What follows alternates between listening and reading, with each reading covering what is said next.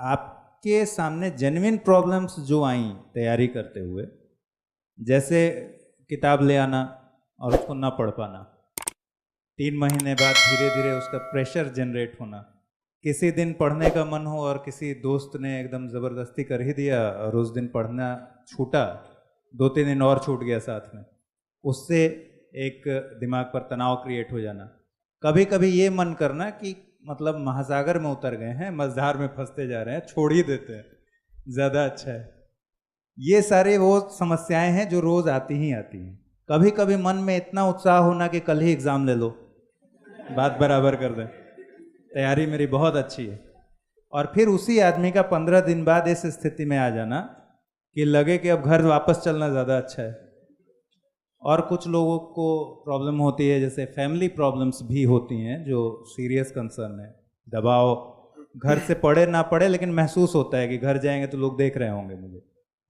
इन सारी समस्याओं को कभी आपको दो चार होना पड़ा, इनमें से कुछ समस्याओं को, जैसे स्टडी मटेरियल का प्रेशर, या फिर कभी लगे कि स्किप कर दें, छोड़ दें, वापस चले जाएं, या फिर इतना बड़ा सिलेबस है कि पार नहीं पाएगा? ये सारी समस्याएं होती है हर जो भी तैयारी करता है ना, तो बेसिक नॉर्मल सी बात है। कभी कभी तो ऐसा लगता है कि बस अब तो थोड़े ही दिन की बात है, मतलब इतने टाइम टेबल बनाते हैं और उसको पढ़ते हैं, इतने सम्मोहित हो जाते हैं टाइम टेबल को देखते ही, बस 3 महीने में कोर्स कंप्लीट, उसके बाद में क्या पढ़ूंगा मैं।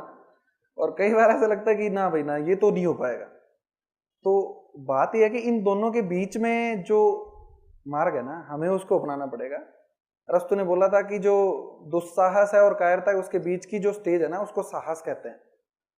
तो मेरा जनरली फोकस ये होता था, मैंने आज तक अभी 12-13 घंटे 14 घंटे पढ़ाई नहीं की, इतनी पढ़ाई कभी नहीं की, ना ही मैंने कभी 4-5 घंटे पढ़ाई किया। मेरा फोकस रहता था 7-8 घंटे 9 घंटे डेली लाइब्रेरी में मेरे को निकालने हैं तो निकालने ही है। मतलब ऐसा होता था कि मैं शाम को जाता था तो मेरे पास थोड़ा खाली टाइम भी होता था, खुद के पास सोचने के लिए, इधर उधर बात करने के लिए, थोड़ा घूमने के लिए। और इतना टाइम मत दो कि खुद को टाइम ना मिले। जब आप खुद सोचते हो ना घर पे जाके कि आज के दिन में मैंने क्या किया, जब आपके पास ये टाइम नहीं होगा ना, फिर दिक्कत है। और टारगेट कभी इतने बड़े मत लेके चलो कि आपका पूरे दिन में टारगेट हो ही ना, और इतने छोटे भी नहीं लेके चलो कि 3 घंटे में कर दिया, अब चलो मस्ती में आते हैं। ये नहीं होना चाहिए। टारगेट लो जेन्युइन सा कि हाँ इतना हो जाएगा 7-8 घंटे में, तो जब रात को आप सोओगे ना तो आपको अच्छी नींद आएगी। तो उससे क्या है कि कंटिन्यूशन, बहुत ज्यादा मोटिवेशन भी खतरनाक होता है और बहुत कम मोटिवेशन भी खतरनाक होता है, बीच का मोटिवेशन रहना चाहिए। और वही बात है कि आपके जो आपने कुछ लिख के देखो, या जो भी आप तैयारी कर रहे हो उसमें से खुद से पूछ के देखो कि मैंने कितना अच्छा किया है, तो उससे थोड़ा अच्छा फील होता है। जैसे आपने हिंदी के नोट्स पढ़ लिए, तो हिंदी के नोट्स को बंद करके आप रिवाइज करके देखो कि हाँ क्या चीजें मैं रिटेन कर पा रहा हूँ, उससे थोड़ा अच्छा फील होता है। ये सब चीजें छोटी छोटी चीजें हैं जो मोटिवेट करती हैं।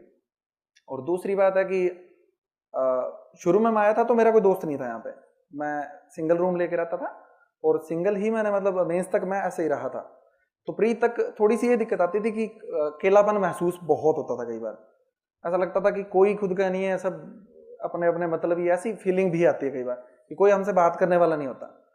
तो बात यह कि ये सिचुएशन भी निकलती है, पर जैसे जैसे प्री पास में आता गया ना, तो ये सब चीजें खत्म होती गई, क्योंकि प्री का प्रेशर इतना होता है कि कोई मतलब टेंशन लेने का टाइम भी नहीं बचता अपने पास।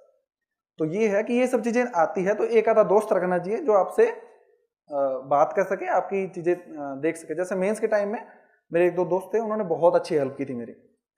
तो और ये चीज है कि कई बार किताब ले आए, तो ये चीज थोड़ा सा मेरे में इतना संयम तो था कि किताबें परचेज करने में बहुत चूजी था, किताब परचेज नहीं करता था जब तक मतलब मैंने पुरानी किताब कंप्लीट नहीं किया, नई किताब मैं नहीं लेता था।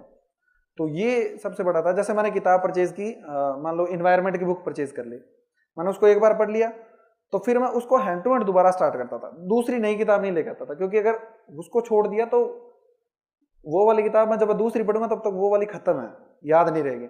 2 बार 3 बार पढ़ के फिर मैं दूसरी किताब परचेज करता था। तो ये खुद पे थोड़ा कंट्रोल होना चाहिए कि यहाँ पे बहुत नोट्स मिलते हैं, दुकानें भरी पड़ी है नोट्स से, तो जब तक पुरानी किताब कंप्लीट ना हो ना, नई किताब कभी नहीं लानी चाहिए।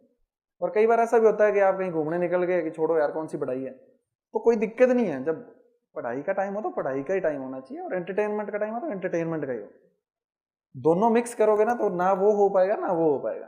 तो खुद के लिए टाइम निकालो, पर इतना भी मत निकालो कि कॉम्प्रोमाइज पढ़ाई से हो। संडे के दिन थोड़ा सा घूम लिया करो, तो क्या है कि थोड़ा रिलैक्स रहेगा और आप भी मतलब निरंतर मोटिवेट रख पाएंगे खुद